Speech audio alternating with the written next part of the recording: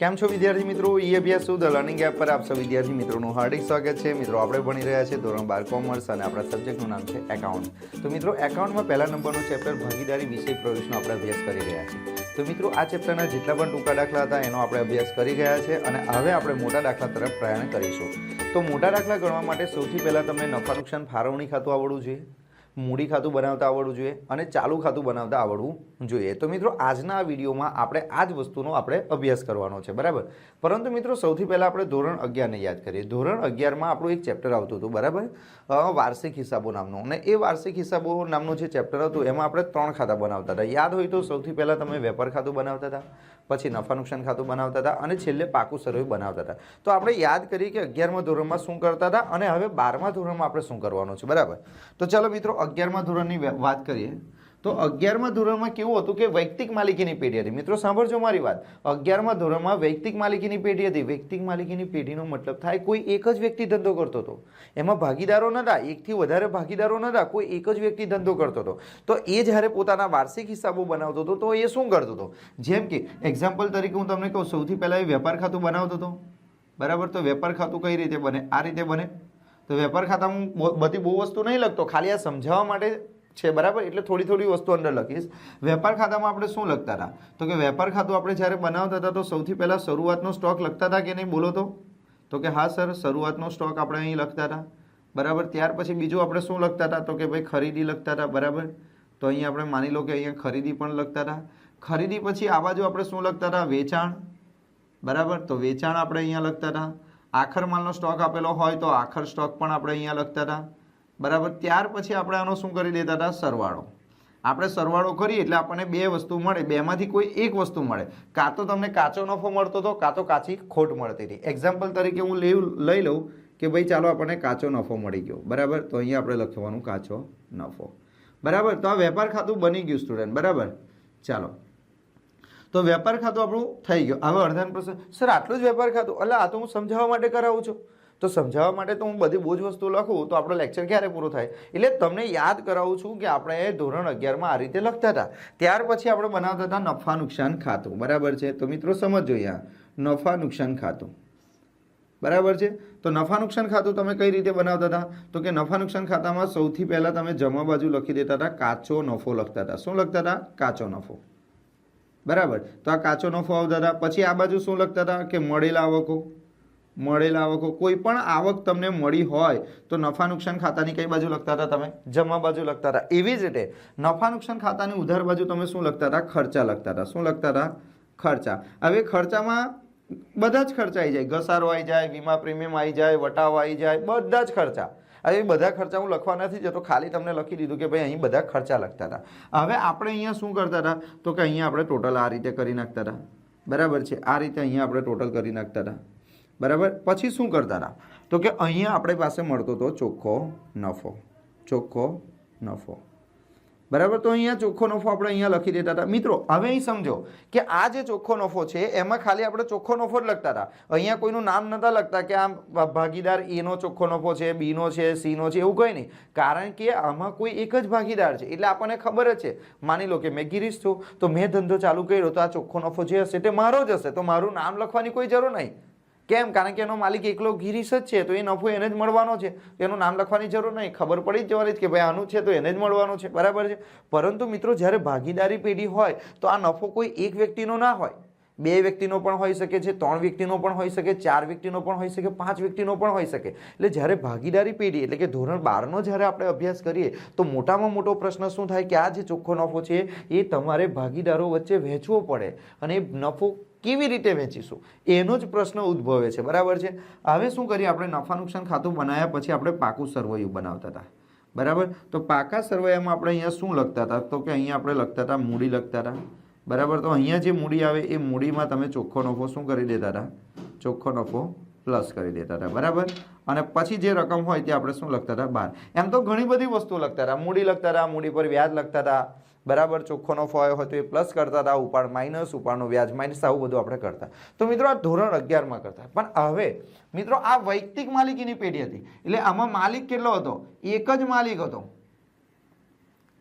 હવે મિત્રો 12મા ધોરણમાં પણ આપણે વાર્ષિક હિસાબનો જ અભ્યાસ કરવાનો છે, પરંતુ એ એક માલિક નથી, એમાં ઘણા બધા માલિકો છે. એટલે આ ભાગીદારી પેઢી છે. આ કઈ પેઢી છે? ભાગીદારી પેઢી. તો મિત્રો ભાગીદારી પેઢીમાં શું થાય હવે સમજો. તો કે ભાગીદારી પેઢીમાં સૌથી પહેલા આપણે બનાવવું પડે વેપાર ખાતું. શું બનાવવું પડે? વેપાર ખાતું. તો વેપાર ખાતામાં આની જેવું તમારે બનાવવું પડશે શરૂનો સ્ટોક. બરાબર. તો અહીંયા આપણે શરૂઆતનો સ્ટોક લખી નાખીએ. પછી અહીંયા આપણે શું લખીશું? ખરીદી લખી નાખીશું. બરાબર. આ બાજુ આપણે શું લખીએ? તો કે ભાઈ વેચાણ આપણે લખીએ. બરાબર. ચાલો વેચાણ પછી આપણે શું લખીએ? તો કે ભાઈ આખર સ્ટોક આપણે લખી નાખીએ. આ બધાનો આપણે ટોટલ કરીએ એટલે આપણને કયો નફો મળી જાય? બોલો. તો કે અહીંયા આપણને મળી જશે કાચો નફો. બરાબર. તો આપણો શું થઈ ગયો મિત્રો? તો કે કાચો નફો થઈ ગયો. તો મિત્રો આ આપણો કાચો નફો આવ્યો. કાચો નફો આવ્યા પછી આપણે અહીંયા બનાવીએ નફા નુકસાન ખાતું. તો નફા નુકસાન ખાતાની આપણે વાત કરીએ મિત્રો, તો બરાબર ધ્યાન આપજો. આ જે કાચો નફો છે એ જમા બાજુ આપણે લખી દેવો પડશે કાચો નફો. તો આ કાચો નફો આપણે અહીંયા લખી દીધો. આ બાજુ શું આવશે? બધા જ ખર્ચા આવશે. બરાબર. તો આપણે અહીંયા લખી નાખીએ કે બધા ખર્ચા. બરાબર.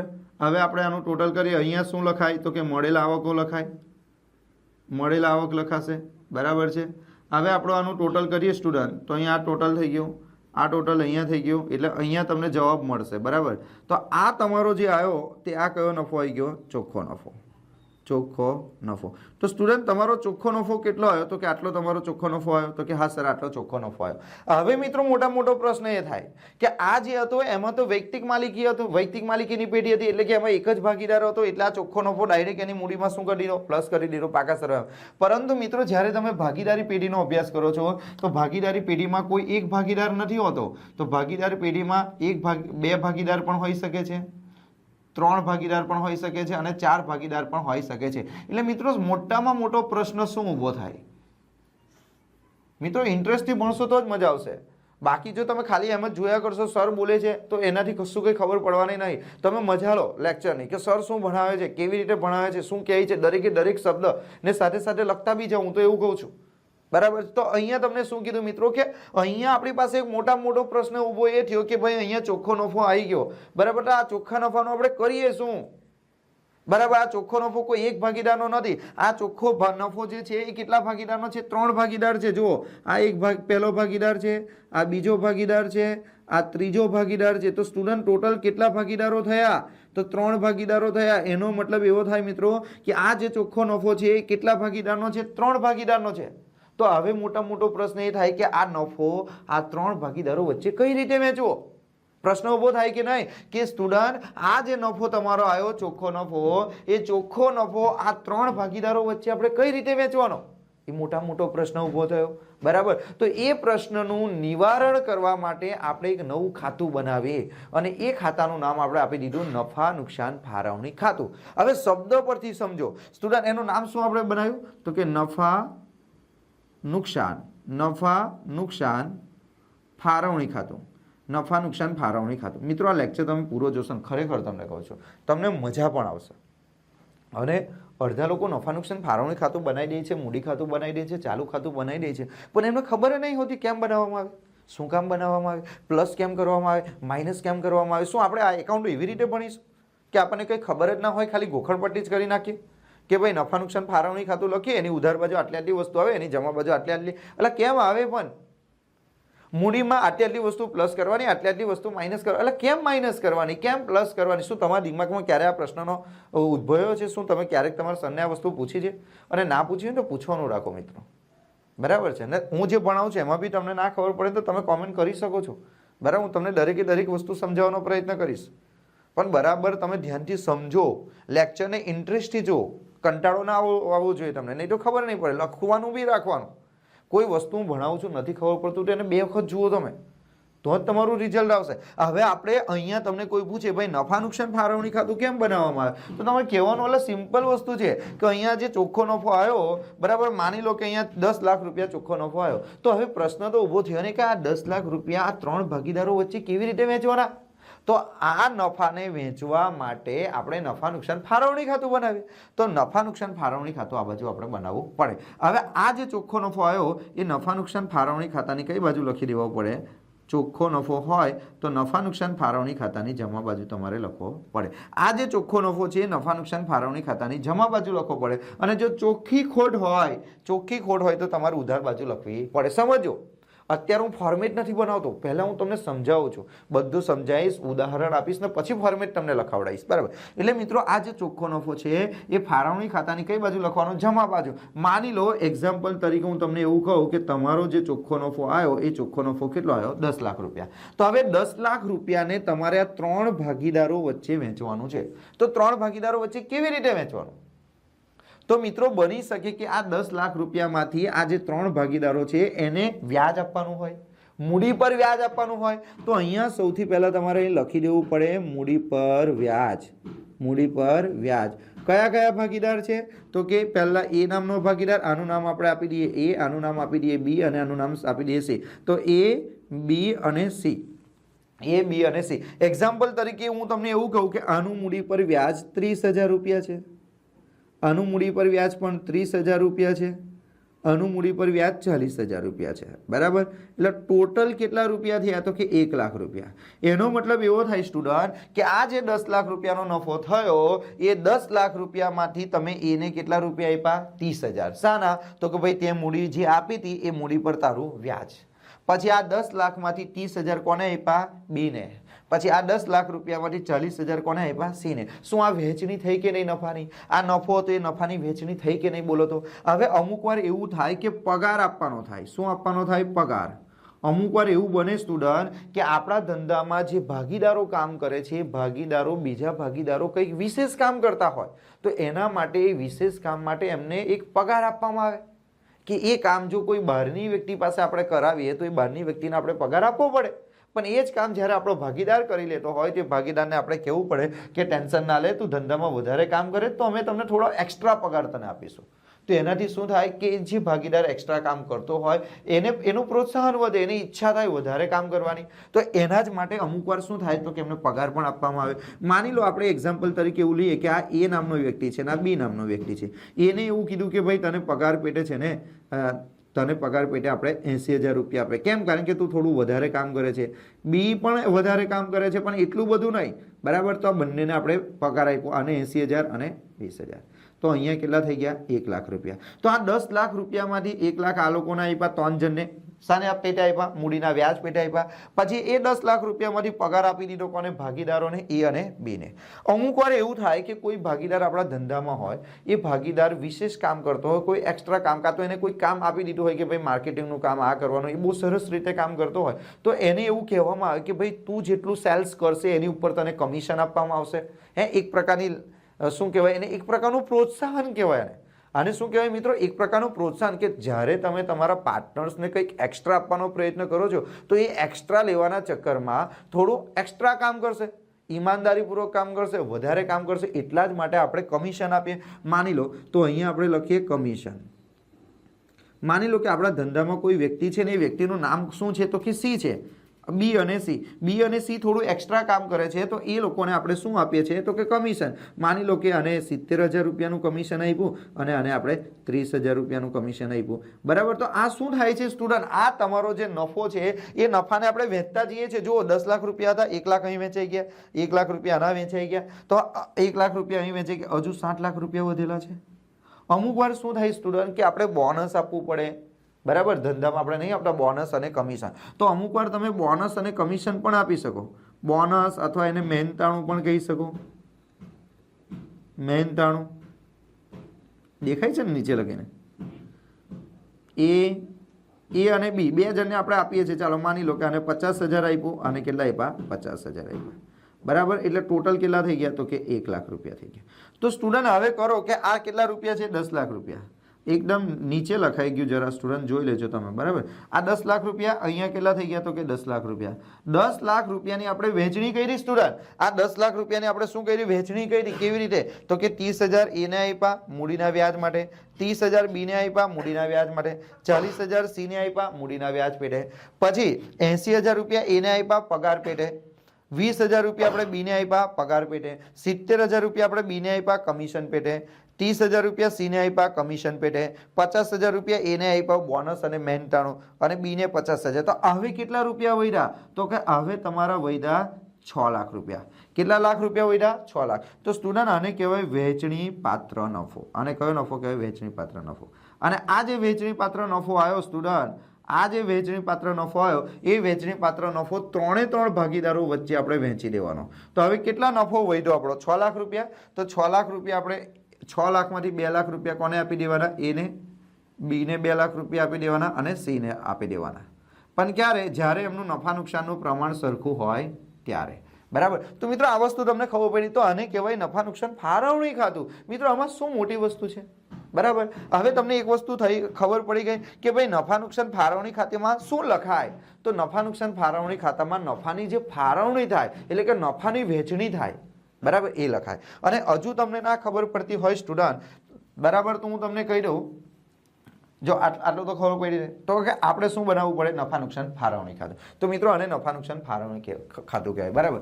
ચાલો એક કામ કરીએ, આ બધું સાફ કરીને ફરીવાર સમજાવવાનો પ્રયત્ન કરું. તો અહીં ધ્યાન આપજો. બરાબર. આજે આપણે છે ને આ એક જ લેક્ચર થોડો ભલે લાંબો બને સ્ટુડન્ટ, બરાબર, પણ આ ચેપ્ટરમાં નફા નુકસાન ફાળવણી ખાતા વિશે તમારે અભ્યાસ કરવાનો છે અને મૂડી ખાતા વિશે પણ, બરાબર, ને મસ્ત રીતે. બરાબર. અહીં ધ્યાન આપો સ્ટુડન્ટ. નફા નુકસાન ફાળવણી ખાતું એટલે શું? તો કે નફા નુકસાન ફાળવણી ખાતામાં નફાની વહેંચણી કરવામાં આવે. એટલે એક એક્ઝામ્પલ તરીકે હું તમને કહું કે એક ભાગીદાર છે. જો અહીં ધ્યાન આપજો. હવે આ ભાગીદાર છે 1, 2 અને આ 3. આ 3 ભાગીદાર છે. બરાબર છે. આનું નામ છે જી, બરાબર, આનું નામ છે આઈ અને આનું નામ છે વી. આ 3 પાર્ટનર્સ છે. બરાબર છે. આ 3 પાર્ટનર્સે ભેગા થઈને એક પેઢી બનાવી. બરાબર. એનું નામ એમણે આપી દીધું ઈ અભ્યાસુ. શું નામ આપી દીધું? તો કે ઈ અભ્યાસુ. આ ઈ અભ્યાસુ નામની આ ભાગીદારી પેઢી છે. બરાબર છે. મિત્રો સમજવાનો પ્રયત્ન કરજો. અને આ 3 કોણ છે? પાર્ટનર્સ છે. હવે સમજો મિત્રો, એવું કહેવાય છે ધંધામાં કે પેઢી, ભાગીદારી પેઢી અને ભાગીદારો બંને વસ્તુ અલગ અલગ છે. સમજો મિત્રો, આ બંને વસ્તુ અલગ અલગ છે. ખ્યાલ આવે છે? તો અમુક વાર શું થાય કે આ જે ભાગીદારો જે છે મિત્રો, ભાગીદારો ધંધામાં શું લાવશે? મૂડી લાવશે. ભાગીદારો ધંધામાં મૂડી લાવે મિત્રો. અહીં સમજો, ફરી વાર કહી દઉં છું. બરાબર. તો એના બદલામાં આ જે ભાગીદારી પેઢી છે એ ભાગીદારોને મૂડી પર શું આપશે? વ્યાજ આપશે. ના ખબર પડી હું શું સમજાવવા માંગુ તે ખબર પડે? આ જે ભાગીદારો છે એ ભાગીદારો ઈ અભ્યાસુ નામની પેઢી ચાલુ કરવા માટે પોતપોતાના ઘરેથી અમુક પૈસા લાવે છે અને ભાગીદારી પેઢીમાં આપે છે. તો એને શું કહેવાય? તો કે એને મૂડી કહેવાય. બરાબર. તો એના બદલામાં ભાગીદારી પેઢી જે છે એ ભાગીદારોને શું આપશે? મૂડી પર વ્યાજ. જો અહીં આપજો, આ ભાગીદારી પેઢી છે ને એ આમને શું આપશે? મૂડી પર વ્યાજ આપશે. મૂડી પર વ્યાજ. ભાગીદારી પેઢી શું કહેશે? સમજો મિત્રો, ભાગીદારી પેઢી શું કહેશે? ભાગીદારી પેઢી એવું કહેશે કે એ ભાગીદારો, તમે ધંધામાં મૂડી લાવ્યા છે ને, તું કેટલા રૂપિયાની મૂડી લાવ્યો? 1 લાખ. તું કેટલાની લાવ્યો? 2 લાખ. તું કેટલા રૂપિયાની મૂડી લાવ્યો? તો કે 3 લાખ રૂપિયા. તો કશો વાંધો નહીં, તમે જે મૂડી લાવ્યા છે એની ઉપર અમે તમને વ્યાજ આપીશું. અમે તમને વ્યાજ આપીશું. કોણ વ્યાજ આપશે બોલો તો? ભાગીદારી પેઢી. તો સમજો મિત્રો, મૂડી પર વ્યાજ. મૂડી પર વ્યાજ કોણ આપે બોલો તો? મૂડી પર વ્યાજ ભાગીદારી પેઢી આપશે. એટલે ભાગીદારી પેઢી માટે એ શું કહેવાય? ખર્ચ કહેવાય. અને આ જે ભાગીદારો છે જી, આઈ અને વી, એમને એ મળે છે એટલે ભાગીદારી પેઢી માટે એ શું કહેવાશે? આવક કહેવાશે. બરાબર. પછી શું થશે સમજો. હવે માની લો કે આ 3 ભાગીદારો છે જી, આઈ અને વી. એમાંથી કોઈ એક ભાગીદાર એવો છે કે જે કંઈક એક્સ્ટ્રા કામ કરે છે. ભાગીદારી પેઢીમાં એનું કોન્ટ્રીબ્યુશન વધારે છે.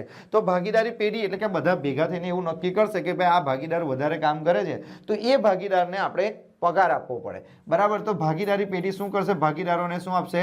પગાર પણ આપશે. ભાગીદારનો પગાર. આ કોનો પગાર? પણ ભાગીદારનો પગાર. જો મિત્રો, પગાર અને ભાગીદારનો પગાર બે વસ્તુ અલગ છે. હવે તમને મેનેજરનો પગાર કીધું હોય તો ના ચાલે. અહીંયા શું કીધું છે કે ભાગીદારી પેઢી જે છે ભાગીદારોને શું આપશે? પગાર આપશે.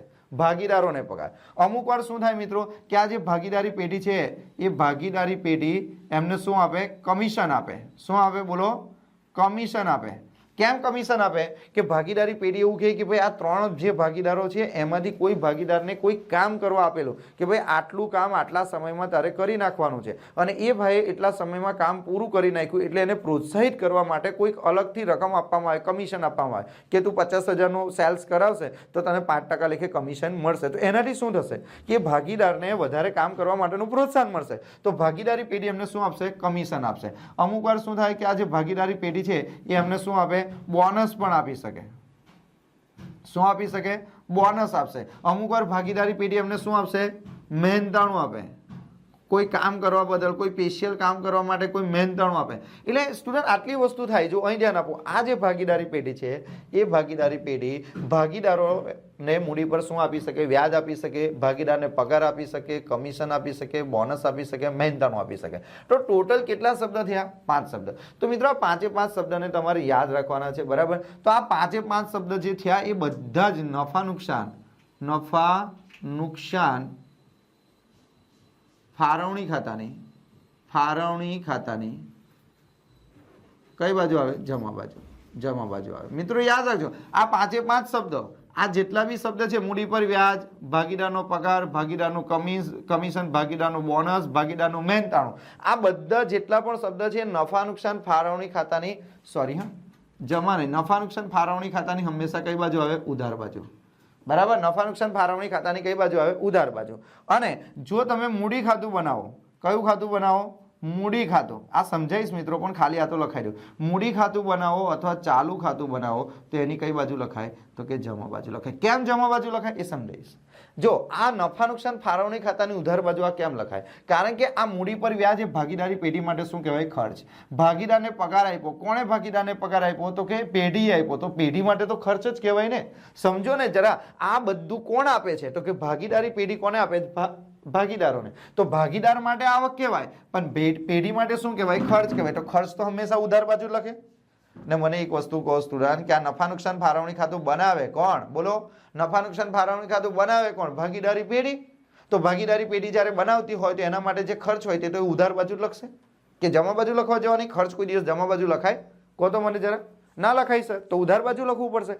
તો હું તમને એ જ વસ્તુ સમજાવવા માંગુ છું સ્ટુડન્ટ, કે જ્યારે પણ ભાગીદારી પેઢી ભાગીદારોને મૂડી પર વ્યાજ આપે, પગાર આપે, બોનસ આપે, કમિશન આપે, મહેનતાણું આપે, તો નફા નુકસાન ફાળવણી ખાતાની ઉધાર બાજુ લખશે અને મૂડી અથવા ચાલુ ખાતાની જમા બાજુ લખશે. કેમ? કારણ કે ભાગીદારી પેઢી માટે એ ખર્ચ કહેવાશે. બરાબર છે?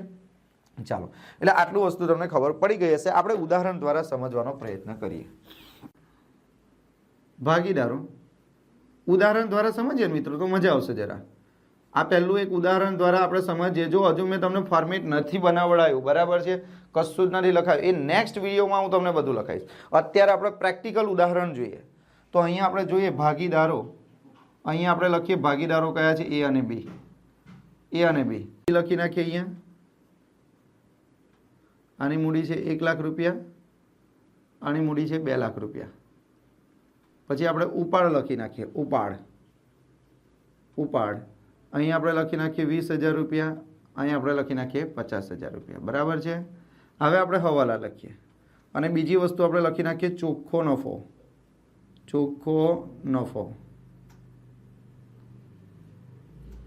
2 લાખ રૂપિયા. ચાલો હવે હવાલા.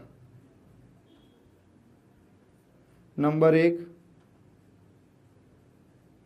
મૂડી પર વ્યાજ 10%. નંબર 2 ઉપાડ પર વ્યાજ 5%. નંબર 3 ભાગીદાર એને 10,000 અને બીને 20,000નો પગાર આપવો. આવું બધું કીધું હોય. પગાર આપવો. નંબર 3 ભાગીદાર એનું કમિશન. 30,000. નંબર 4 ભાગીદાર એ અને બી ને અનુક્રમે 10,000 અને 20,000 બોનસ આપવું. અને નંબર 5 ભાગીદાર બી ને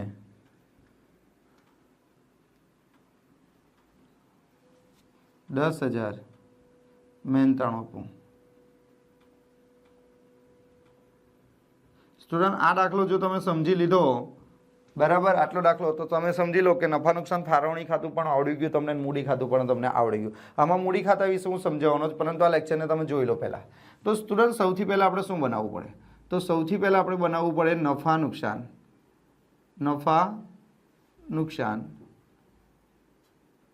ફાળવણી ખાતું.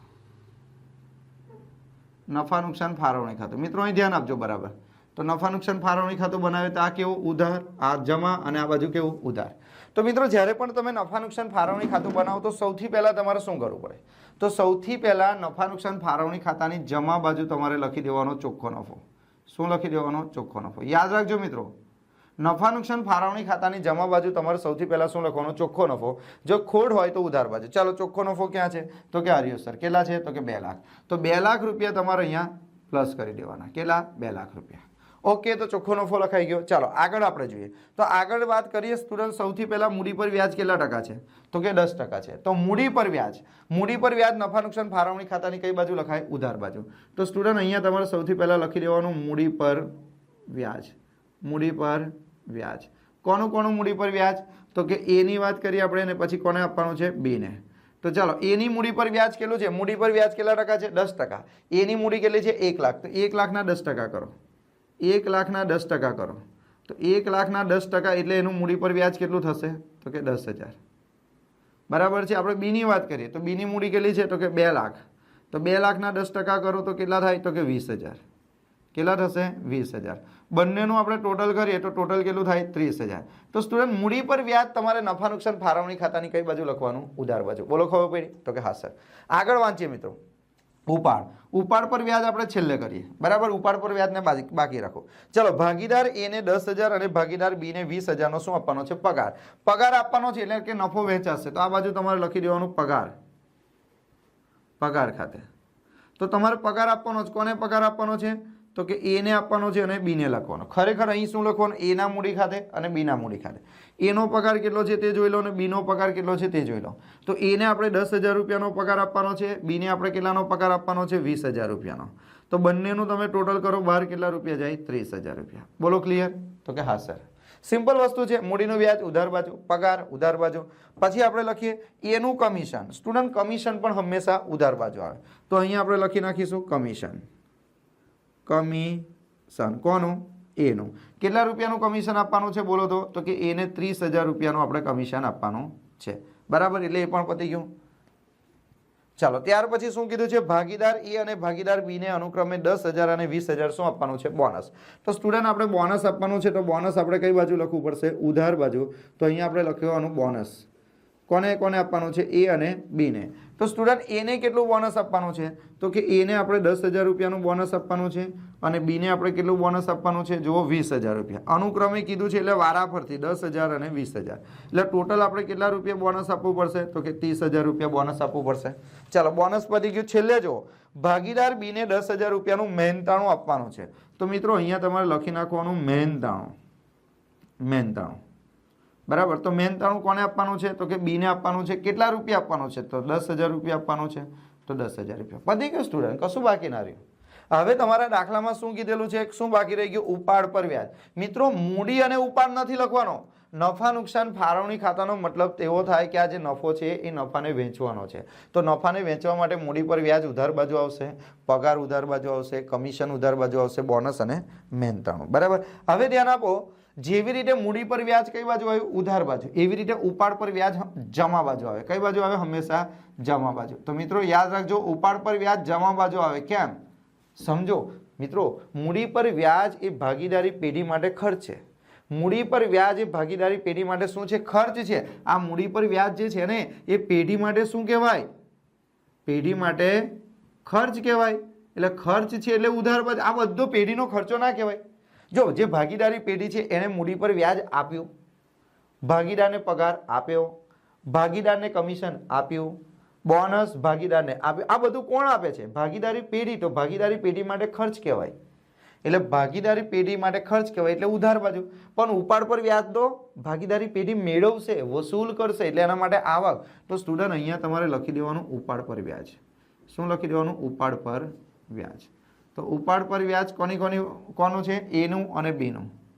ચાલો, એ અને બી. તો એનો ઉપાડ કેટલો છે? તો કે એનો ઉપાડ 20,000 છે. એનો ઉપાડ કેટલો છે? 20,000. અને ઉપાડ પર વ્યાજ કેટલું છે? 5%. તો 20,000 ના 5% કરો, 1,000 થશે. કેલ્ક્યુલેટર આપજો ને જરા. આ રહ્યું.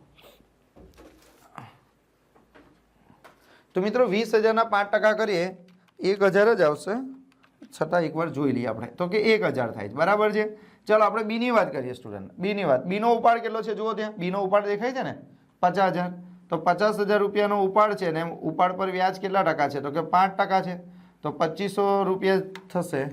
કરી જોઈએ આપણે 50,000 ગુણ્યા 5%. એટલે સ્ટુડન્ટ અહીંયા ઉપાડ પર વ્યાજ કેટલું થશે? તો કે 2,500 થશે. તો ટોટલ બહાર કેટલા આવશે? તો કે 3,500. હવે બીજું કશું કોઈ વસ્તુ છે? તો કે ના સર નથી. હવે આપણે આનું ટોટલ કરીએ સ્ટુડન્ટ. આનું આપણે ટોટલ કરી દઈએ. બરાબર. તો આ ટોટલ થઈ જશે કેટલા? 2,35,000. તો અહીંયા કેટલા થશે? 2,35,000. ચાલો, 2,35,000 થઈ ગયા. હવે એમાંથી માઇનસ કરો. 2,35,000 એમાંથી આપણે માઇનસ કરીએ તો કેટલા થાય? તો કે માઇનસ કરતા જઈએ આપણે. પહેલાં કેટલા છે? 30,000 માઇનસ 30,000 માઇનસ 30,000 માઇનસ 30,000 અને માઇનસ 10,000. બરાબર. તો અહીંયા આવશે સ્ટુડન્ટ 73,500. આ શું આવ્યું? 73,500. બરાબર. આ ટોટલ આપણે કર્યું. એ ટોટલમાંથી આપણે કેટલા માઇનસ કર્યા? 30,000. આ 30,000 આ 30,000 એટલે 90. 1,20,000 1,30,000 માઇનસ કર્યા આપણે. 1,30,000. તો કરીએ આપણે 2,35,000 માઇનસ 2,35,000 માઇનસ કેટલા? 1,30,000. તો સ્ટુડન્ટ 73,500 આવે. હવે આ 73,500 રૂપિયા વધ્યા એ એકદમ લાસ્ટમાં વધ્યા. તો આ કોના કહેવાય? તો આ જે 73,500 વધ્યા એ ભાગીદારોના કહેવાય. માટે અહીંયા તમારે લખવાનો વહેંચણી પાત્ર નફો. કયો નફો લખવાનો? બોલો તો વહેંચણી પાત્ર નફો.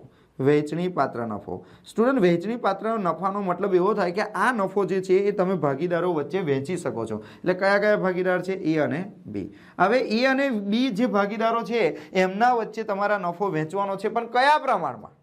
દાખલામાં કઈ કીધું છે પ્રમાણ? 1:2, 2:3, 5:6 કોઈ પ્રમાણ કીધું છે? કોઈ પ્રમાણ નથી કીધું. એટલે આપણે સમજી લેવાનું કે આ બંનેના સરખા પ્રમાણમાં વેચવાનું છે. તો સરખા પ્રમાણમાં વેચી નાખીએ તો ભાગ્યા 2. તો આના ભાગ કેટલા રૂપિયા આવે? 36,750. નાના ભાગ કેટલા આવે? 36,750. બોલો ક્લિયર? તો કે હા સર ક્લિયર. આટલું થઈ ગયા પછી શું કરીએ આપણે? હવે સમજો સ્ટુડન્ટ. આટલું થઈ ગયા પછી આ બાજુ દેખાશે? ચાલો, એકદમ નાનું જ બનાવે છે આપણે આ વસ્તુ. હવે માની લો સ્ટુડન્ટ અહીંયા આપણે બનાવીએ પાકું સરવૈયું. શું બનાવીએ? અહીંયા પાકું સરવૈયું. હવે સમજો મિત્રો પાકું સરવૈયું કઈ રીતે બને. તો આ પાકું સરવૈયું આપણે બનાવીએ તો આ બાજુ આપણે શું લખીએ? બોલો. મૂડી દેવા, રકમ, મિલકત લેણા અને રકમ. તો આપણે મિલકત લેણા બાજુની કોઈ જરૂર નહીં. મૂડી દેવા બાજુ કઈ રીતે લખાય? સ્ટુડન્ટ મૂડી દેવા બાજુ તમારે લખવું હોય તો સૌથી પહેલા તમારે લખવું પડશે અહીંયા કોણ? એ. આમાં કેવી રીતે લખવાનું? જો અહીં ધ્યાન આપો મિત્રો. હવે અમુક લોકો છે ને મૂડીમાં બધું પ્લસ કરતા જાય પણ કેમ પ્લસ કરવાનું ખબર જ નહીં. જો અહીં ધ્યાન આપો. આપણે શું કહીએ? ભાગીદારી પેઢી હશે ને, ભાગીદારી પેઢી એ શું કહેશે? અહીં ધ્યાન આપો. અહીં ધ્યાન આપો. ભાગીદારી પેઢી શું કહેશે?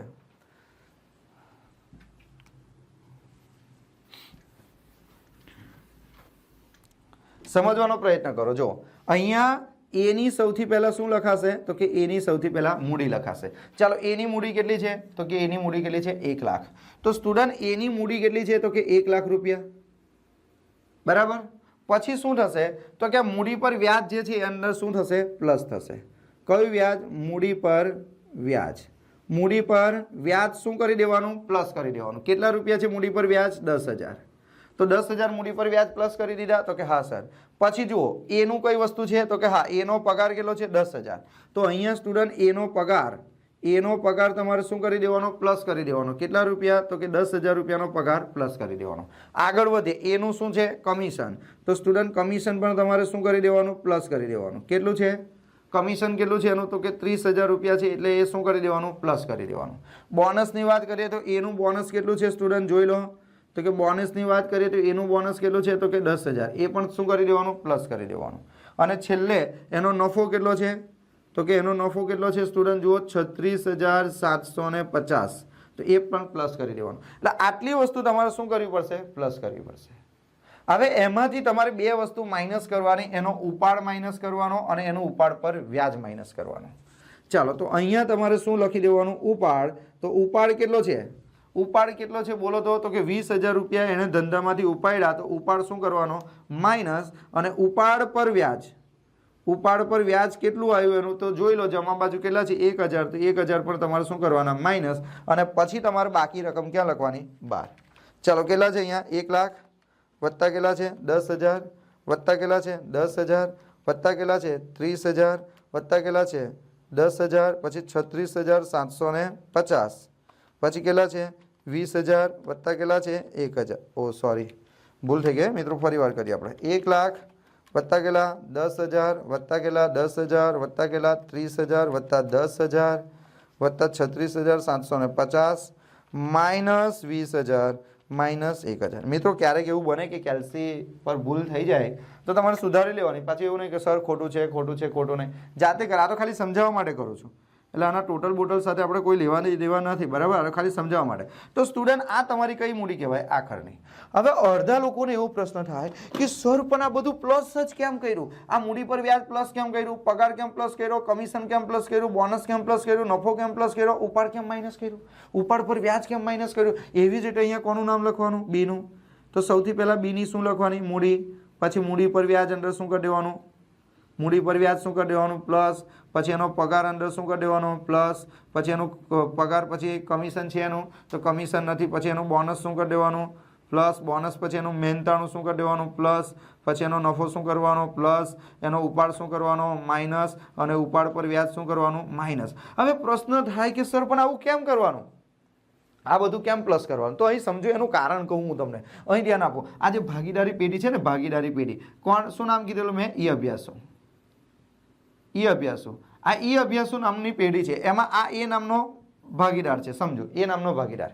તો એ નામનો ભાગીદાર શું કહેશે ઈ અભ્યાસોને? કે ઈ અભ્યાસો, તને ખબર છે મારે તારા ધંધામાંથી કેટલા પૈસા લેવાના છે? ઈ અભ્યાસો કહેશે કેટલા લેવાના? તો જો આ એ નામનો વ્યક્તિ શું કહેશે ખબર છે? જોઈ સાંભળ, મારી વાત સાંભળ ભાઈ. ઈ અભ્યાસો મારી વાત સાંભળ. હું જ્યારે ધંધો ચાલુ કર્યો ને, ધંધો, તો મેં છે ને મારા ઘરેથી પૈસા લાવેલો. કેટલા રૂપિયા? 1 લાખ રૂપિયા. એને મેં નામ શું આપેલું? મૂડી. એટલે મેં 1 લાખ રૂપિયા તારા ધંધામાં નાખેલા છે, એટલે મારે તારી પાસેથી 1 લાખ રૂપિયા લેવાના.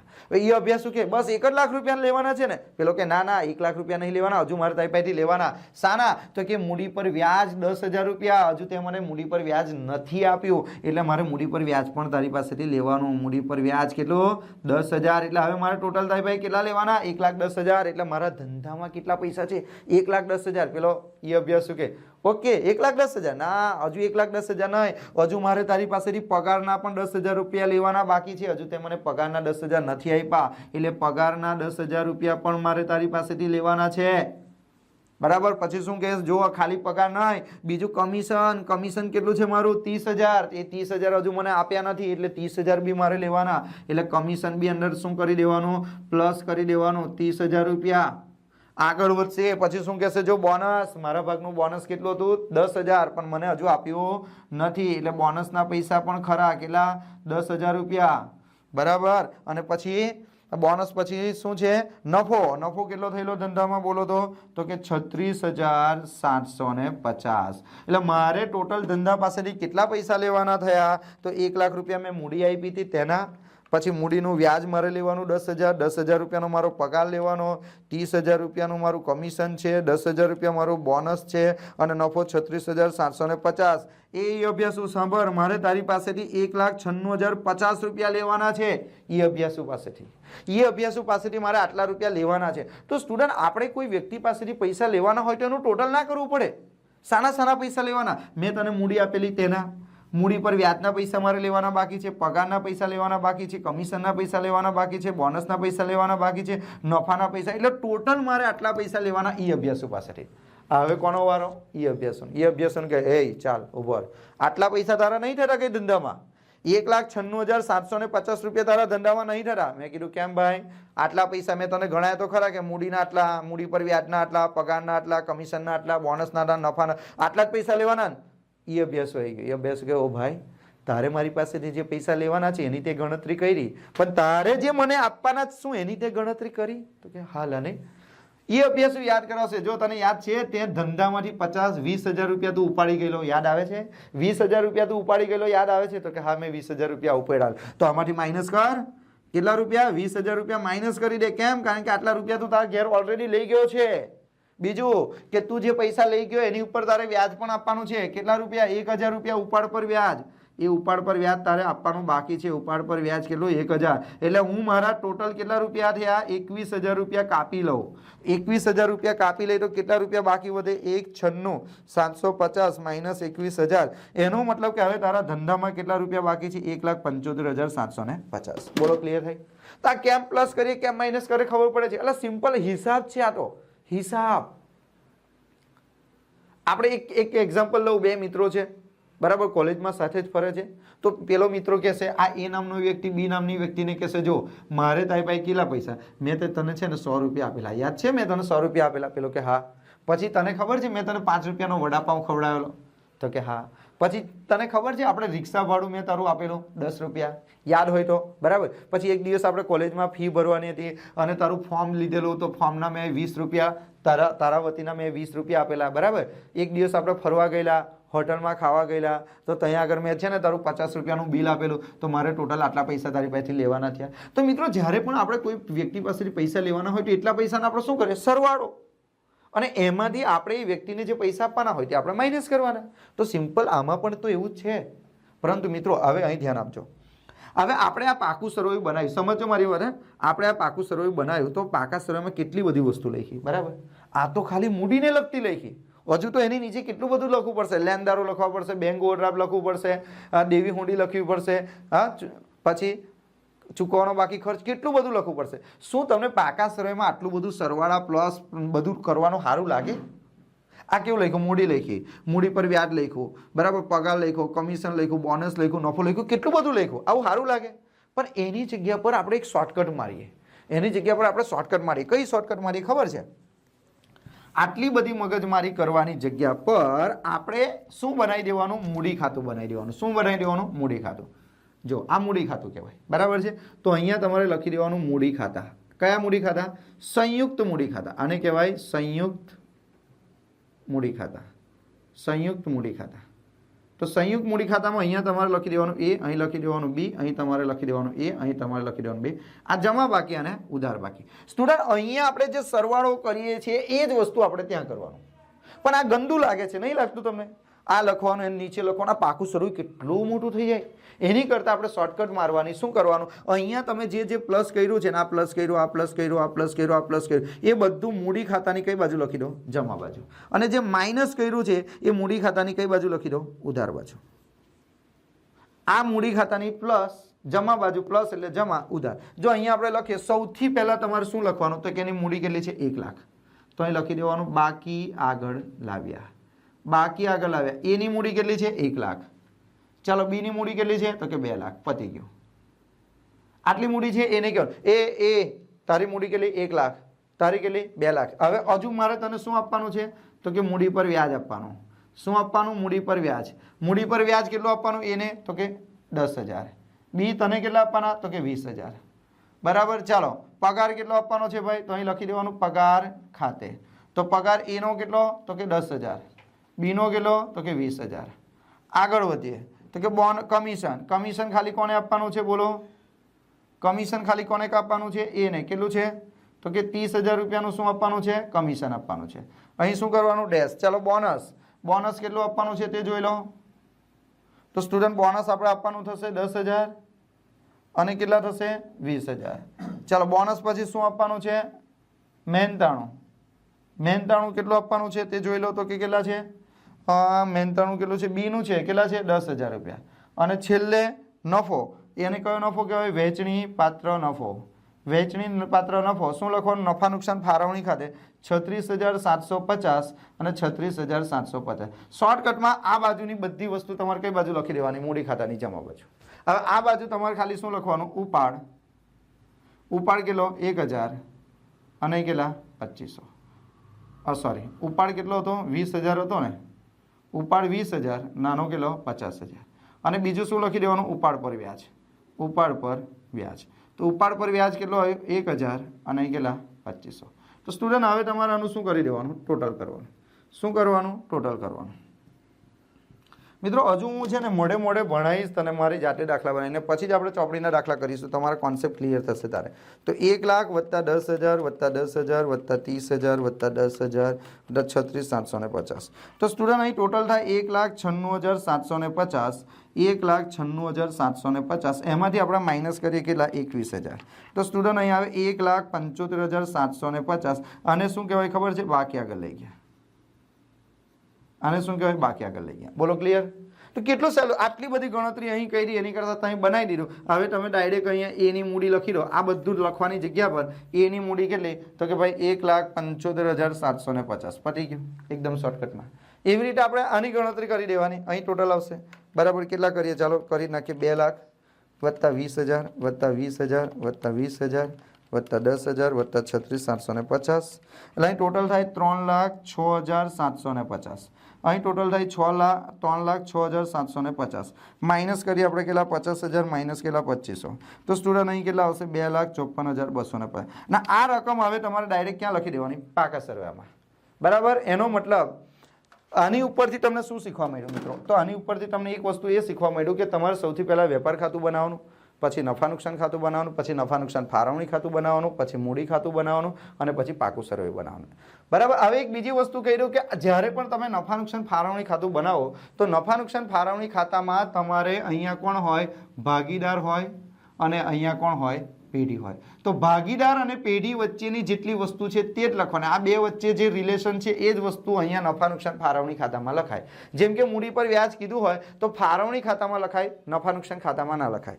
ચાલો અમુક વસ્તુ આઈએમપી વસ્તુ લખાઈ ને તમને આ વિડીયો સ્ટોપ કરી. હવે બીજા વિડીયોમાં હું તમને હજુ ઉદાહરણ જાતે જાતે બનાવીને કરાવીશ અને પછી આપણે આગળ વધીશું. જો અહીં ધ્યાન આપજો.